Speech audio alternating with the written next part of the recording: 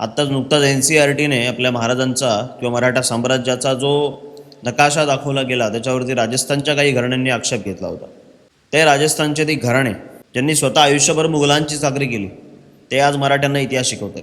इतिहास काय सांगतो? अहदनामा झाला होता, अहदनामा. तो जो 1759चा जो नकाशा दाखवला ना, तंतोतंत खरा आहे. हे सगळे राजस्थानची राजघराणी ही मुघलांच्या अधीन होती आणि स्वतः मुघल हे मराठ्यांच्या अधीन झाले होते. मराठा साम्राज्य हे संपूर्ण हिंदुस्थानावरती राज्य करत होतं. त्या अहदनाम्यानुसार मुघलांच्या अधीन असलेली जी राज्य होती सगळी ती सगळी राज्य आता मराठ्यांच्या अधीन झाली होती. ती सगळी राज्य आता मराठ्यांना टॅक्स द्यायला लागली होती. तो करार झाला होता तसा आणि त्यानुसार हे लोक टॅक्ससुद्धा द्यायचे मराठा साम्राज्याला. आणि हे जे पुरावे असताना देखील हे लोक त्या गोष्टीचा नाकार देत आहेत, कारण ह्यांचा इगो आडवा येतो. तर गंमत बघा, ह्यांच्यावरती इंग्रजांनी राज्य केलं. तर इंग्रजांच्या नकाशामध्ये जेव्हा ह्यांना दाखवलं तर त्या नकाशामध्ये ह्यांना दाखवलं तेव्हा ह्यांना काही आक्षेप नव्हता. मुघलांच्या साम्राज्यामध्ये मुघलांच्या नकाशामध्ये जेव्हा ही राजस्थानची राजघराणी दाखवण्यात आली तेव्हाही ह्यांनी कधी आक्षेप नाही घेतला. पण जेव्हा मराठा साम्राज्याच्या नकाशामध्ये जेव्हा ह्यांचं साम्राज्य दाखवण्यात आलं, ह्यांचं राज्य दाखवण्यात आलं, साम्राज्य कसलं? ह्यांचं साम्राज्य मराठ्यांचं होतं. त्या मराठा साम्राज्यातलं ह्यांचं राज्य होतं छोटंसं एक. तर ती राज्य जेव्हा दाखवली गेली तेव्हा ह्यांना आक्षेप आला, तेव्हा ह्यांना अडचण व्हायला लागली, ह्यांच्या पोटात दुखायला लागलं. कारण ह्यांना काय कर्तृत्व गाजवता नाही आलं ह्यांचं राज्य सोडून बाहेर कुठे. स्वतःची राज्य फक्त साबूत ठेवली. ती पण कशी ठेवली? मुघलांचे तळवे चाटून. मराठ्यांनी कोणाचे तळवे नाही चाटले मुघलांचे. मराठ्यांनी विरोध केला मुघलांना, लढाई केली त्यांच्यासोबत, संघर्ष केला आणि मुघल साम्राज्य मराठ्यांनी संपवून टाकलं अक्षरशः. पण ह्यांनी तसं नाही केलं. ह्यांनी आयुष्यभर मुघलांचे तळवे चाटले. आता खरा इतिहास लोकांसमोर यायला लागला आहे तर नाचक्की व्हायला नको म्हणून अशा प्रकारचा हा विरोध करायचा. पण इतिहास हा पुराव्यानुसार लिहिला जातो. कोणाच्या बोलण्याने इतिहास ठरला जात नाही किंवा लिहिला जात नाही. ह्यांना आज लाख आक्षेप घेऊ देत, फरक पडत नाही. जो इतिहास आहे तो इतिहास आहे.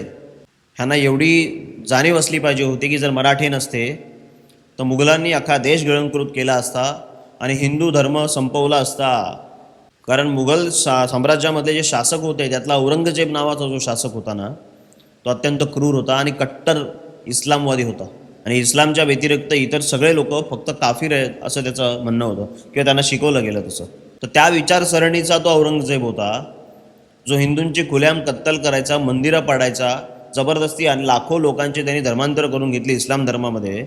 त्याच्यासारख्या शासकाला थांबवून ठेवलं कोणी? छत्रपती शिवाजी महाराजांच्या मराठा साम्राज्याने. छत्रपती शिवाजी महाराजांनी. छत्रपती शिवाजी महाराजांनी जर हिंदवी स्वराज्याचा खटाटोप केला नसता तर आज अख्खा हिंदुस्तान हा इस्लाम कंट्री असता. कवी कलशांनी फार छान लिहून ठेवले, काशी की कला जाती मथुरा में मस्जिद बसती, अगर शिवाजी न होते तो सुन्नत होती सबकी. शिवाजी महाराज नसते तर सगळ्यांची सुनता झाली असती. हा इतिहास आहे मराठ्यांचा. ह्याचीही त्यांना जाणीव नाही की ज्यांनी धर्म वाचवला त्या मराठ्यांच्या साम्राज्यावरती हे लोक आक्षेप घेतात. पण अडचण काय? पोटात कुठे दुखतंय? ही जी जळाऊ वृत्ती आहे ना आत्तापर्यंत, ह्या जळाऊ वृत्तीनेच आत्तापर्यंत या देशाचा घात केला आहे. भारत जो इतकी वर्ष परकीय आक्रमकांच्या ताब्यात सापडला ना, तो ह्याच्यामुळेच सापडला, या अशा जयचंद लोकांमुळे. त्या राजस्थानमध्ये फक्त एक व्यक्ती फक्त, ते म्हणजे महाराणा प्रताप. स्वाभिमानाने जीवन त्यांनी जगलं, स्वतःचं राज्य अबाधित ठेवलं, मुघलांना कधी शरण गेले नाही महाराणा प्रताप. पण त्याच्यानंतर जे सगळं घसरगुंडी चालू झाली यांची मुघलांच्या समोर, ती चालूच झाली. आणि मग 300-350 वर्षांच्या या पारतंत्र्याच्या अंधारानंतर अखेर 1630 साली महाराष्ट्राच्या शिवनेरीवर शिवप्रभूंचा जन्म झाला. आणि मग कुठे कुठे या सगळ्या गोष्टी हळूहळू या मुघलांचा नाश होत गेला. तो औरंगजेब, आशिया खंडातलं सगळ्यात मोठं साम्राज्य त्या औरंगजेबाचं, तो हिंदुस्थानामध्ये, महाराष्ट्रामध्ये आला. का आला? तो स्वतः दक्षिणेमध्ये, दख्खनमध्ये का उतरला? छत्रपती शिवाजी महाराजांचं निधन झालं 1680 साली. औरंगजेब 1681 साली महाराष्ट्रामध्ये आला. त्याला वाटलं आता छत्रपती तर गेलेलेत, आता त्यांचं राज्य आपण सहज जिंकू. कारण आत्तापर्यंत त्या औरंगजेबाने अनेक मोठमोठे सरदार या महाराष्ट्रामध्ये पाठवले. सगळ्यांची नाचक्की झाली. महाराजांनी सगळ्यांना हरवलं. स्वतः बादशाह आला, त्याला वाटलं आता मीच जातो. अफजल खानासारखा बलाढ्य व्यक्ती, त्याला शिवछत्रपतींनी संपवला आहे. महाराजांची बुद्धी, महाराजांचं चातुर्य, सगळे हैराण झाले होते. औरंगजेब या महाराष्ट्रामध्ये आल्यानंतर 27 वर्ष तो लढला, पण मराठ्यांना संपवू नाही शकला. मराठा साम्राज्य वाढत गेलं. तो आधी संभाजी महाराजांशी लढला. 9 वर्ष संभाजी महाराज लढले. 106 लढाया जिथपर्यंत मी वाचलंय 106 का 109 लढाया संभाजी महाराज लढले. एकही लढाई संभाजी महाराज हारले नाही, एकही तह नाही. प्रत्येक लढाई औरंगजेब फक्त हारतच होता. फक्त हार हीच त्याच्या नशिबात होती महाराष्ट्रामध्ये आल्यानंतर. नंतर राजाराम महाराज, ताराराणी सरकार, संताजी धनाजी, एक सुद्धा लढाई तो औरंगजेब जिंकू नाही शकला. अरे साधा आमचा रामसेज किल्ला नाशिकचा 6 वर्ष लढत राहिले. 600 मावळ्यांनी तो रामसेज किल्ला 6 वर्ष लढवत ठेवला, पण तो मुघलांना तो किल्ला जिंकता आला नाही. शेवटपर्यंत माघारी फिरले. वैतागला तो औरंगजेब. किस मिट्टी से बने है ये मराठे, ऐसा क्या दिया है शिवाजी राजा ने इनको, हा इतका पराक्रम कुठून येतो यांच्यामध्ये. औरंगजेबाची दिल्लीला काही पत्र गेली आहे, त्या अनेक पत्रांमध्ये औरंगजेब असं लिहितोय, ते वाक्य त्याचं कायम आहे की शिवाजी अजून मला छळतोय. शिवाजी राजे शरीराने गेलेले असले तरी शिवाजी महाराज नावाची जी प्रेरणा आहे ना, ती प्रेरणा अजून या लोकांमध्ये जिवंत आहे आणि ती प्रेरणा मला अजून छळते. हे मराठे अजून हार मानत नाहीयेत, माझ्यासमोर गुडघे टेकत नाहीयेत. हे मराठा साम्राज्य, हा मराठी माणूस आणि या मराठा साम्राज्याच्या इतिहासावरती बोट ठेवणारे हे राजस्थानी, मुघलांच्या चाकरी करणारी ही लोक, हे मराठ्यांना इतिहास शिकवणार. मी पत्र लिहिलंय आपल्या भारताचे जे शिक्षण मंत्री आहेत धर्मेंद्र प्रधान, त्यांना म्हटलं कुठच्या आधारावरती तुम्ही हा नकाशा हटवला. केवळ त्यांनी विरोध केला म्हणून तुम्ही नकाशा हटवणार. जो इतिहास आहे, जो खरा इतिहास आहे, दाखवा ना. हटवला कशाला. यांनी कधी इंग्रजांच्या याच्यावरती कधी आक्षेप नाही घेतला, कधी मुघलांच्या साम्राज्यावरती कधी आक्षेप नाही घेतला. मराठा साम्राज्यावरती हे लोक आक्षेप घेत आहेत. इतका जाळवपणा कशासाठी. म्हणजे या देशामध्ये एकमेव असं साम्राज्य आहे ज्यांनी या देशावरती राज्य केलं, ते मराठा साम्राज्य. बाकी सगळे बाहेरचे होते. ज्यांनी या देशावरती राज्य केलं म्हणजे इंग्रज बाहेरचे होते, मुघल बाहेरचे होते, आदिलशाही, निजामशाही, कुतुबशाही सगळे बाहेरून आलेले होते ज्यांनी राज्य केलं या सगळ्या 1001 वर्षांमध्ये. बाकी ज्यांनी राज्य केलं ते सगळे बाहेरचे होते. मराठा साम्राज्य इकडचं होतं की जे या देशातले भूमिपुत्र आहेत, ज्यांनी या हिंदुस्थानावर राज्य केलं, स्वतःचं राज्य. छत्रपतींचं स्वप्न होतं, ते एका पिक्चरमध्ये डायलॉग नाही का, अपनी धरती अपना राज, छत्रपती शिवाजी महाराज का एक ही सपना, हिंदू स्वराज. हे हिंदवी स्वराज्य व्हावे ही श्रेंची इच्छा, ही शिवरायांचं घोषवाक्य होतं. वयाच्या 15व्या वर्षी त्या माणसानं, आपल्या महाराजांनी हिंदवी स्वराज्याची शपथ घेतली. काय कमी होतं महाराजांकडे. वडील सरदार होते मोठे, ऐश्वर होतं, संपत्ती होती, सगळं होतं महाराजांकडे. मनात आणलं असतं आयुष्यभर बसून खाल्लं असतं, आरामात जिंदगी जगू शकले असते.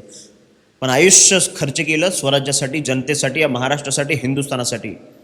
आई वडिलांची इच्छा आहे ना, ती इच्छा मी पूर्ण करणार, हिंदवी स्वराज्य आणणार, आणि ते आणून दाखवलं. शहाजीराजांचं स्वप्न होतं हिंदवी स्वराज्याचं, ते मासाहेबांनी शिवाजीराजांच्या हातून करून घेतलं पूर्ण. जी शिकवण मासाहेबांनी शिवरायांना दिली, जी प्रेरणा मासाहेबांनी शिवरायांना दिली, त्या प्रेरणेने शिवाजी महाराजांनी हिंदवी स्वराज्य उभं केलं.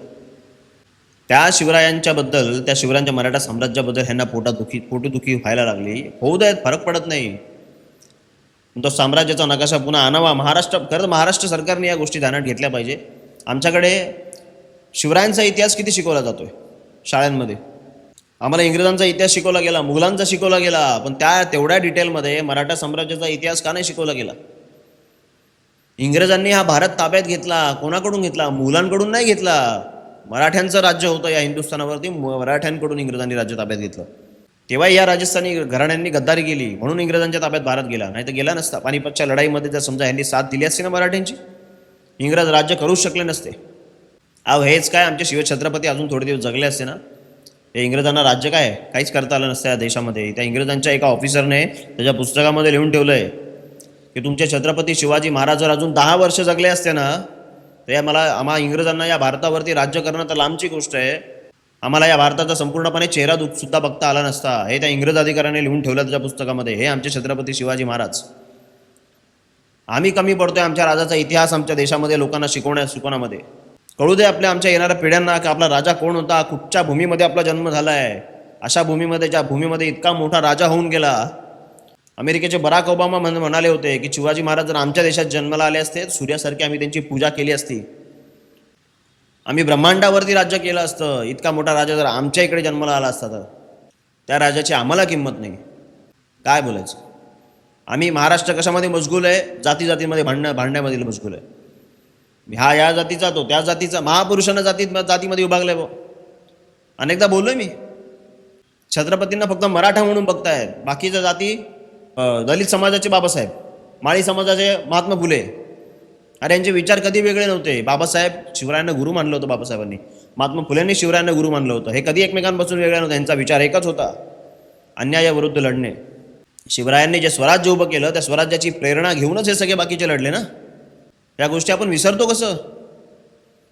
आपला मूळ पुरुष या महाराष्ट्राचा कोण आहे? तर छत्रपती शिवाजी महाराज आहेत. ही गोष्ट आपण लक्षात ठेवली पाहिजे.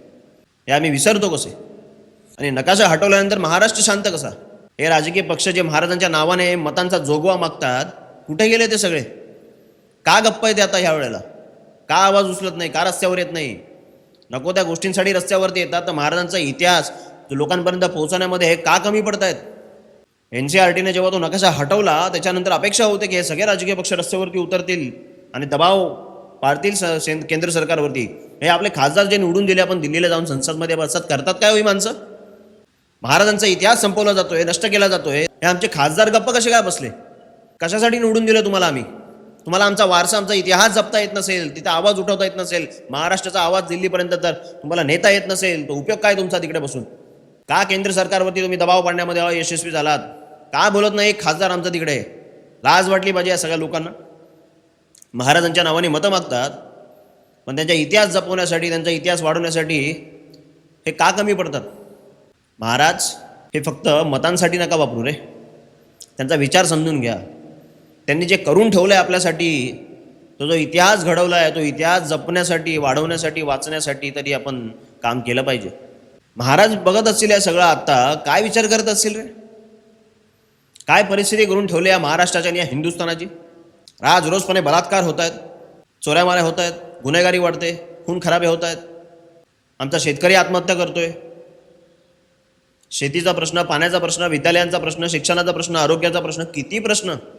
भारत स्वतंत्र होऊन इतकी वर्ष झाली तरी अजून आमचे मूलभूत प्रश्न नाही सोडू शकले आमचे राज्यकर्ते. करतात काही लोक 5-5 वर्ष ह्यांना द्यायची आणि पुन्हा 5 वर्षानंतर त्याच मुद्द्यांवरती जर निवडणूक लढवण्याची वेळ येते, मग 5 वर्षामध्ये नक्की काय केलं ह्याचा लेखाजोखा कोणी द्यायचा? आमची जनता थंड, शांत, आपण शांत बसतो ना, ह्याचा गैरफायदा घेतला जातो. आता तर काय EVMच्या जोरावरती निवडणुका लढवल्या जातात. EVM मधले घोळ. विरोधी पक्षांनी ज्यावेळेला आवाज उठवले सगळे, पण त्याची दखल घेतली जात नाही. हुकुमशाही आणायची देशामध्ये काय? किती दिवस चालणार हुकुमशाही तुमची? प्रत्येक गोष्टीला अंत, एवढं लक्षात ठेवा. सत्याचा विजय हा कधी ना कधी होतो, आणि जेव्हा होतो ना तेव्हा असत्याची काय हालत होते. ज्या मुघल साम्राज्याने या हिंदुस्थानावरती उच्छाद मांडला होता, आज त्यांची काय परिस्थिती झाली नंतर. औरंगजेब पुढच्या परिस्थितीमध्ये मेला या महाराष्ट्रामध्ये. पण त्या औरंगजेबाच्या कबरीवरती पाया पडायला जाणाऱ्या आमच्याच काही नालायक औलादी महाराष्ट्रातल्या लाज सुद्धा वाटत नाही की ज्या औरंगजेबाने आमच्या शंभूराजांना हलाल करून मारलं, त्याच्या पाया पडायला जातात. त्याच्या समाधीचं दर्शन घ्यायला जाणारे आमचे हरामखोर लोक, लाजा पण वाटत नाही. मागे त्या अफजल खानाचे जो समाधी होती ते सगळं काय वाढवलं, सगळं वाढून ठेवलं होतं. आपल्या अतिक्रमण विभागाने कारवाई केली नशीब. अशीच कारवाई त्या औरंगजेबाच्या कबरीवर कबर ठेवा, कबर काढू नका. तो इतिहासाचा पुरावा आहे. तिथे एक बोर्ड लावा मोठा, का आम्हा मराठ्यांना संपवायला आलेला औरंगजेब याच मातीत आम्ही गाडला. येणाऱ्यांना कळू दे, तिथे येणाऱ्यांना. भेटूया पुढच्या व्हिडिओमध्ये. तोपर्यंत जय हिंद, जय महाराष्ट्र, जय शिवराय.